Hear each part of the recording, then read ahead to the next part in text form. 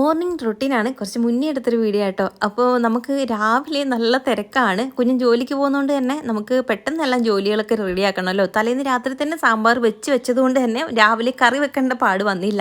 പിന്നെ ഇതാ മെഴുക്കുവരട്ടി ആക്കാൻ വേണ്ടിയിട്ട് വെച്ചിട്ടുണ്ട്. നമുക്കിന്ന് പാവയ്ക്ക മെഴുക്കുവരട്ടി ആട്ടോ. അങ്ങനെ അതൊന്ന് സെറ്റായിട്ട് വന്നിട്ടുണ്ട്. അതിൻ്റെ പിറകെ തന്നെ നമ്മൾ ആ ഒരു അടുപ്പത്തോട്ട് തന്നെ ഇഡ്ഡലിക്ക് ഉള്ള മാവും കൂടെ ഒഴിച്ചൊന്ന് വെച്ചിട്ടുണ്ട്. പിന്നെ ഇതാ ബീട്രൂട്ട് തോരന് വേണ്ടിയിട്ടുള്ളത് അരിഞ്ഞെടുക്കുന്നുണ്ട്.